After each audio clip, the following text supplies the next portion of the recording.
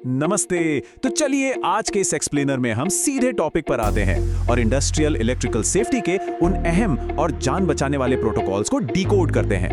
देखिए, अक्सर हम बिजली को बहुत कैजुअली ले लेते हैं ना, लेकिन सच तो ये है कि किसी भी इंडस्ट्रियल सेटअप में ये एक ऐसी ताकत है जो पलक झपकते ही जानलेवा रूप ले सकती है। तो आज हम उन्हीं नियमों को समझेंगे जो इस ताकत को हमारे कंट्रोल में रखते हैं। और शुरुआत में ही जो सबसे जरूरी बात हमें समझनी है वो है बिजली का ये डबल रोल।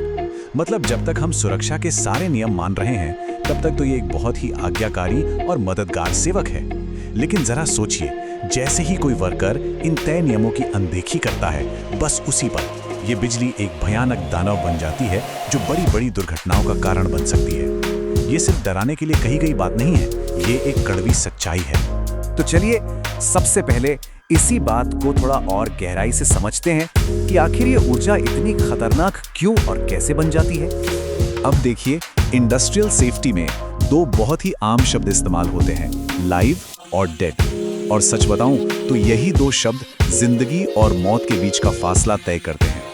किसी भी टेक्नीशियन के लिए काम शुरू करने से पहले इन दोनों स्थितियों को कंफर्म करना सबसे ज्यादा जरूरी है, क्योंकि सबसे भयानक हादसे तब होते हैं जब कोई गलती से एक लाइव तार को डेड समझ लेता है। और हाँ, यहाँ डेड होने का मतलब सिर्फ स्विच ऑफ करना नहीं है। इसका सीधा सा मतलब है कि वो हिस्सा पूरी तरह से अर्थ पोटेंशियल पर है और पावर सोर्स से 100% कट चुका है।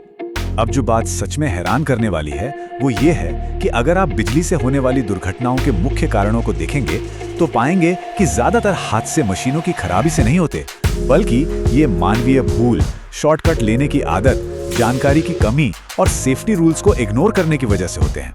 मतलब जब कोई इंसान अपना थोड़ा सा समय बचाने के लिए सेफ्टी से खिलवाड़ करता है ना, तो असल में वो सीधे सीधे उसी दानव को बुलावा दे रहा होता है। तो आइए अब इलेक्ट्रिक शॉक के विज्ञान और उसकी स्पीड को समझते हैं।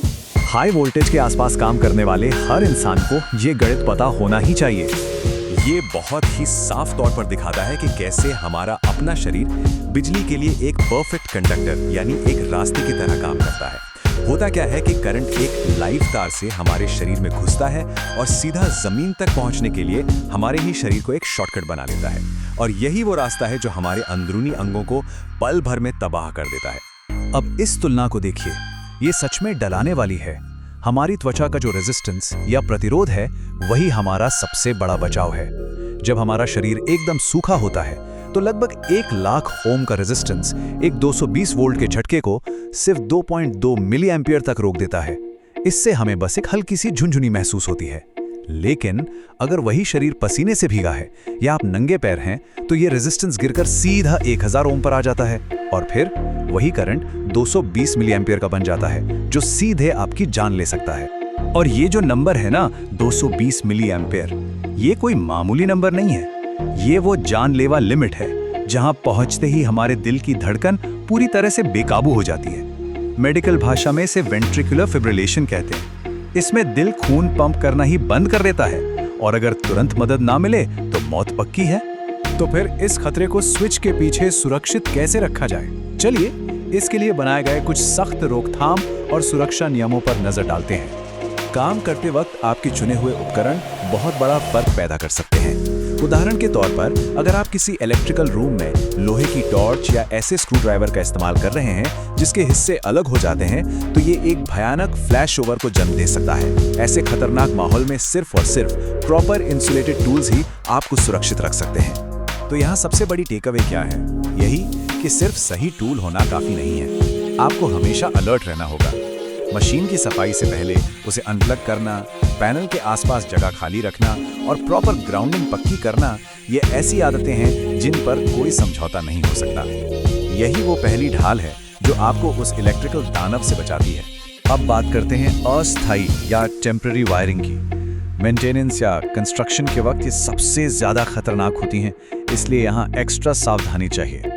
मान लीजिए कि आपको किसी बिल्डिंग के स्ट्रक्चर से तारों को लटकाना है। ऐसे में काम करने वालों को सिर्फ नॉन कंडक्टिंग चीजों का ही इस्तेमाल करना चाहिए। आपको कभी भी तारों को मेटल के सपोर्ट से नहीं लटकाना चाहिए, क्योंकि अगर तार कटा हुआ निकला तो पूरे के पूरे ढांचे में करंट फैलने का खतरा बन जाएगा। इसके अलावा एक रूल बिल्कुल फिक्स है, अगर आपके पास 15 एम्पियर से ऊपर के टेम्पररी 220 वोल्ट वाले सिंगल फेज सॉकेट्स हैं, तो वहां अर्थ लीकेज सर्किट ब्रेकर यानी ELCB का लगा होना एकदम जरूरी है। ये वो डिवाइस है जो किसी भी तरह का करंट लीक होते ही पलक झपकते पावर काट देता है और एक बहुत बड़े हादसे को होने से रोक लेता है।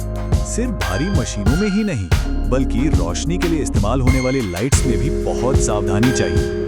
जो हम पोर्टेबल लैंप्स इस्तेमाल करते हैं, उनमें तार अच्छे से मोल्ड होने चाहिए और बल्ब के ऊपर सेफ्टी गार्ड लगा होना चाहिए ताकि किसी का हाथ गलती से ना लगे। और हाँ, अगर टेम्परेरी लाइट की बॉडी मेटल की है तो उसके लिए एक अलग से अर्थिंग पॉइंट होना 100% जरूरी है। लेकिन क्या हो अगर ये सारी सावधानियां फेल हो जाएं? ऐसे में एक सटीक और तुरंत किया गया रेस्क्यू ही किसी की जान बचा सकता है। आइए देखते हैं कैसे। यहाँ सबसे पहला और सबसे क्रिटिकल रूल ये है, आपको खुद दूसरा शिकार नहीं बनना है। अगर कोई करंट के चपेट में आ गया है तो उसे कभी भी अपने नंगे हाथों से छूने की गलती मत कीजिए। तुरंत मेन पावर सप्लाई बंद करें और उसे अलग करने के लिए सूखी लकड़ी या सूखी रस्सी जैसी किसी नॉन कंडक्टिंग चीज का इस्तेमाल करें। और ये भी पक्का कर लें कि आप खुद किसी गीली जगह पर ना खड़े हों। जैसे ही आप उस व्यक्ति को करंट से अलग कर लें, बिना एक भी सेकंड गंवाए आपको ABCs ऑफ रिससिटेशन शुरू करना है। A मतलब एयरवे यानी सांस की नली साफ करना, B मतलब ब्रीदिंग यानी कृत्रिम सांस देना और C मतलब सर्कुलेशन यानी हार्ट को पंप करना। देखिए, अगर सांस या दिल की धड़कन रुक जाए तो सिर्फ 3 से 4 मिनट में ब्रेन डैमेज होना शुरू हो जाता है। इसलिए ये कदम तुरंत उठाना बहुत ज्यादा जरूरी है। और अगर आपको पल्स नहीं मिल रही है तो सही तरीके से CPR यानी कार्डियोपल्मोनरी रिससिटेशन देना ही उस इंसान की जान बचा सकता है। हाथों को छाती पर बिल्कुल सही पोजीशन में रखकर सीधे नीचे की तरफ दबाव डालना होता है। इसकी स्पीड करीब 72 कंप्रेशंस प्रति मिनट होनी चाहिए और साथ ही डीप ब्रीथ यानी मुंह से सांस देनी होती है और ये देखना होता है कि पीड़ित की छाती ऊपर उठ रही है या नहीं। ये काम तब तक रुकना नहीं चाहिए जब तक कि मेडिकल हेल्प वहां ना पहुंच जाए। तो इस एक्सप्लेनर को खत्म करते हुए एक सवाल है जो हाई रिस्क इंडस्ट्री में काम करने वाले हर इंसान को खुद से रोज पूछना चाहिए। क्या हम बिजली को एक विनम्र सेवक की तरह ट्रीट कर रहे हैं या फिर हम अनजाने में उस खतरनाक दानव को आजाद होने का मौका दे रहे हैं? याद रखिए, ये नियम कोई बोझ नहीं है, ये वो पिंजरा हैं जो इस दानव को काबू में रखते हैं। सतर्क रहिए, शॉर्टकट मत लीजिए और हमेशा सुरक्षित रहिए। हमारे साथ जुड़ने के लिए बहुत शुक्रिया।